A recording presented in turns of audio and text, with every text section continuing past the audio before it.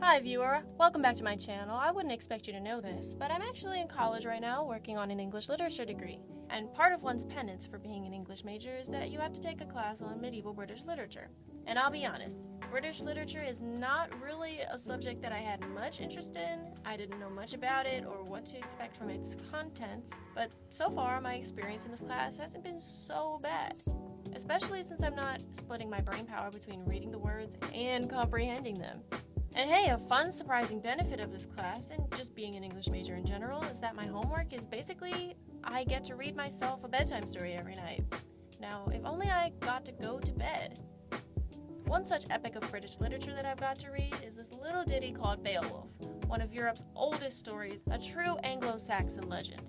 As far as bedtime stories go, this story's got everything you could want or think of. A terrible monster, a brave and powerful hero, an epic battle, swords galore. All the ingredients to make an epic action motion picture. Oh joy, they did!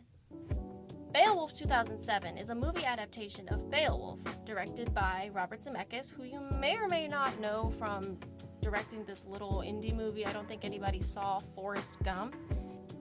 And as far as adaptations go, it's a pretty accurate one, plot-wise. It animates the original material in an engaging way that generally captures the main themes and values of the original poem. If you've never had the pleasure of reading the poem, there's 3 sections of it. The first part that I'll be covering in this video is of Grendel, the second is Grendel's mom, and the third is a dragon. Needless to say, there will be spoilers for Beowulf, both the movie and the poem. The plot of Grendel's section goes as follows. A great and beloved King Shield-Shefing dies of old age, and his thanes and villagers set him and all his gold and valuable possessions adrift on a flaming boat. Baller. Then, decades later, Grendel the monster attacks the Danish king Hrothgar's villages and lays waste to a bunch of villagers under his protection at a mead hall celebration.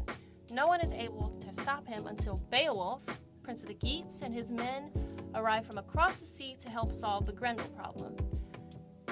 Unferth, who is one of Hrothgar's thanes, questions Beowulf's reputation and capability, so Beowulf tells the story of a race that he had with some guy Brecca where he lost, but killed 9 sea monsters in the process, so whatever, I guess, who cares? The Danes accept Beowulf's help, and Beowulf goes on to do what nobody with swords was able to do. Defeat Grendel with his bare hands. The Danes are grateful, naturally, and Queen Wealhtheow gives Beowulf her sons or something, so yay, the day is saved. But meanwhile, Grendel's mom swearing revenge on Beowulf, so that's not great. I'm simplifying it a bit for time and clarity's sake, but admittedly, the poem is pretty interesting when you get a handle on what's going on. Good thing that's what movies are for, because pretty much all of these events happen more or less in the movie, with some additions and adaptational changes, of which I will be focusing on 3. Its opening in the mead hall, an omittance of the character's shield, its change to Wealhtheow's role in the story, and the design of Grendel in the movie versus his description in the book. But first, we have to talk about a very important honorable mention, the setting. So if you happen to read the story or watch this movie, then it's important for you, my uninitiated audience, to really grasp, as I had to, that the Anglo-Saxons were probably the most primitive and violent society that I have ever personally had to learn about. When I say they were fighting in the trenches, just know that I mean that, very literally. First of all, imagine you, the average Anglo-Saxon. You're sleeping not so much in a house, but a large pit of dirt with a roof over it. And that roof is made of straw, twigs, and whatever else is around you, and it has a hole on top so that the smoke from your fire that's keeping you warm can escape out of it. Also, that roof is very flammable. And also, you don't really have a lot of walls. So if a strong gust of wind were to catch your roof on fire, or blow your house away, or if your village was raided in the middle of the night, well, at least you've already made yourself a nice cozy grave. Secondly, if you wanted to have lunch, let alone dinner, on a given day, you had to go outside and work your ass off and out-hunt and out-gather your whole community for it. Every day. And you only got to eat that dinner, and let alone think about tomorrow's dinner, if you survived the entire day and night without getting murked by one of your neighbors or someone from a neighboring village, or without your house burning down on top of you. Because best believe, Your neighbors are also in the literal trenches with you, and they will kill you for your food if you don't kill them first. That said, the vibe of this Danish village is also a bit whimsical. Nowhere near as bloody or dangerous as real life. The village itself in the movie is also a few hundred years too civilized for me. These people are living in houses, but we need them to be in the natural handmade version of one of those shade structures that they install at public park. So now that our scene is properly set, the opening. As I said earlier, we open not on Shield Scheffing's funeral, we open on the mead hall celebration. Now, Shield as a character off-rip throws a monkey wrench into the modern reader's understanding of the story. He is introduced to us as a corpse, but before that, he was a really great king. Often, Shield Scheffing seized the mead seats from hordes of harmers from how many people, terrifying noblemen after he was found so needy at the start. He wrangled his remedy after, growing hale under the heavens, thriving honorably until all of them had to obey him. Those scattered about across the Whale Road must pay him tribute. That was a good king. We read of his funeral being of, lay down their beloved prince, the dispenser of rings in the bosom of the ship, the notorious by the mast. There were many treasures brought from far ways, adornments laid there. I've never heard of a ship equipped more fit with war weapons and battle shirts, with swords and with sarks. Many treasures lay in his lap, which were supposed to float far away with him into the flood's keeping. No lesser gifts did they furnish him than the wealth of their people, more than what they gave him, when they set him forth at the start, alone over the waves, while still a baby. And then we never hear about him again. He doesn't come up anymore, he holds no bearing or relevance to Beowulf or the events thereof. In fact, until I talked with my professor about this project, I'd assumed that Beowulf and Shield were father and son, and that's why Beowulf is helping the Danes. And that's why the author even brought him up to begin with, but nope, I was wrong. Shield is actually one of Hrothgar's great-grandfathers, and his mention here is more so an origin story to the Danish clan that Hrothgar belongs to than any one single character. I want to highlight this fundamental difference between readers and viewers today versus back then. 5th century readers, or listeners rather, since this was originally an oral poem, want to know why anybody in the story is worth talking about at all. So we have Shield open the tale to establish the Danes and Hrothgar's reputation as violent, mighty warriors. For us in the present, this opening gives us insight into the sort of leader people of the time valued. A violent, merciless, plundering, gangrene-spreading, killing machine. While they might seem barbaric to us, they viewed these traits as courageous and heroic because I said, death is around every corner, everybody is out to get you. You probably would have never guessed that based on this movie, which opens on a party in the mead hall in Wealhtheow of all people. The mead hall held a special place in Anglo-Saxon society. It was indeed a place of celebration for the whole community to come, chill out, hopefully eat some dinner, definitely drink some mead. But most people were rarely ever celebrating anything at all for that to matter. It was primarily occupied by the king and their thanes. In the movie, we see that this place is a celebration, obviously. Hrothgar states that they are celebrating the opening of this mead hall. So you can kind of think of this opening scene as this big housewarming party for him. That's so nice. As the movie opens on Wealhtheow in the mead hall for celebration, and we pan over to Hrothgar's conversion to Christianity, that hardly ever really comes up again because it's a detail that is just as important as it was in real life. That is to say, it wasn't very. Anyways, this party in the mead hall is also great for introducing us to Hrothgar and how beloved he is by his people. It might surprise you based on his opening moments, but he actually is a really great and strong heroic warrior, you guys, I promise. I mean, if he weren't, would he really have all this gold? Or how about all this glory? Come on, he's even got his own theme song. The demon dragon, where the men would freeze, and then my lord took his sword and brought it to its name. The greatest of our kings! He dropped the dragon's way! Doesn't that just hype you up? The filmmakers generally kind of give Shield's description from the poem and give it to Hrothgar as his characterization, as we can see him throwing gold to the people. Shield is described as like redistributing his wealth, and that's why people liked him. That's the gist of it, basically. Like, if you know, you know. And if you don't, it doesn't matter. So Wealthao, being our introductory character, positions her in the movie as the audience surrogate. She is making her way through the middle of this party and introducing us to this happy, joyous meat hall scene. Wealthao has a more important role in this film than she does in the book, as the movie's everyman type figure. She has a more neutral pair of eyes compared to the glory-hungry warriors that we follow. Wealthao's role in this movie also helps fix a sexist blind spot of the original story. In the part of the story that I've read, her big moment is when she shows up to give Beowulf an important cup, and she pledges her 2 sons to Beowulf as heirs, essentially uniting the Geats and Danes together. In summary, she's basically there to give Beowulf an heir as thanks for saving their home. In the movie, Wealthao takes a more voice of reason and quiet observer role in the story, and she gets to sing a little song that is thematically relevant and perhaps philosophical.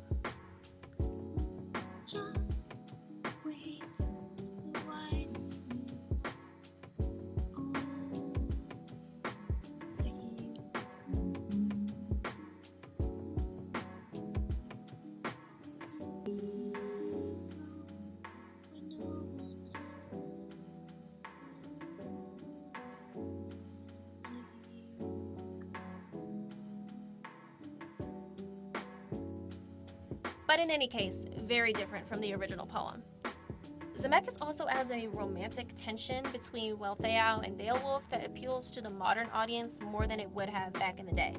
Romance was not really a thing that 5th century audiences really would have gravitated to, as much of the battles and warriors themselves due to the society that they lived in. People didn't get married for love, they got married for political reasons. The added romantic tension also makes Beowulf's decision with Grendel's mother more scandalous, because now he's not just secretly betraying Hrothgar and the Danes' trust, but Wealthao's as well.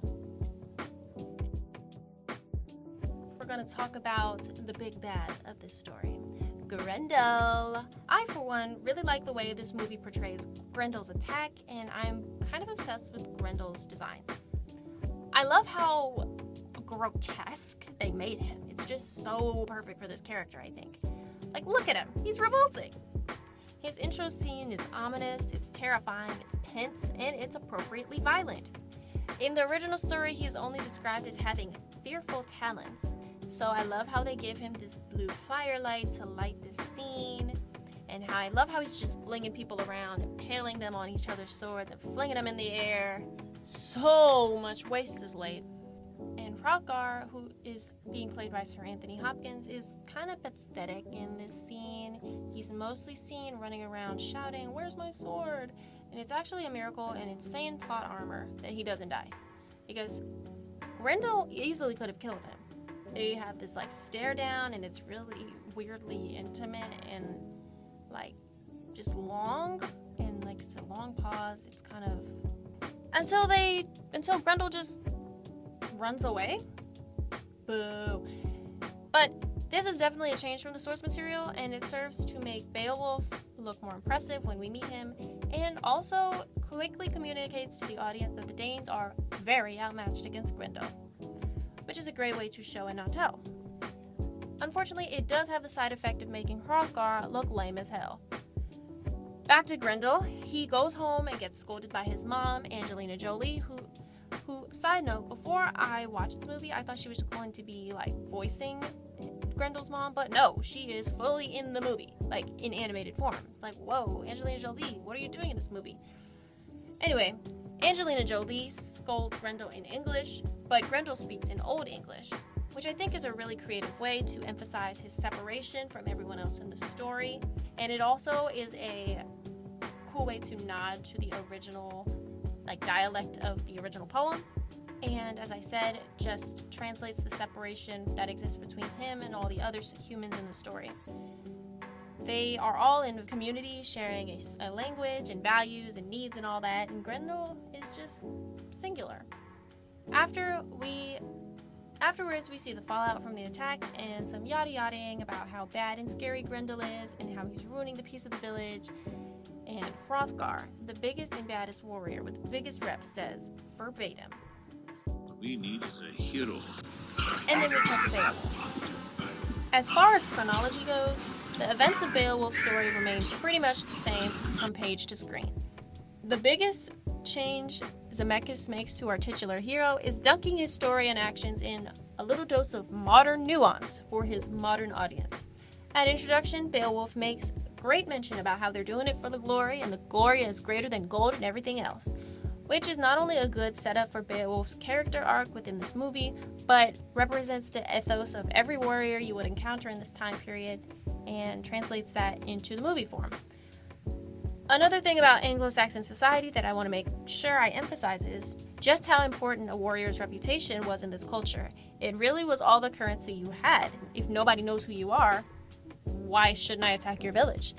And vice versa, if everybody knows who you are and if everybody knows you as this big bad dude that kills everybody that crosses him, we're not going to mess with you. And we're definitely not going to mess with the villages you control.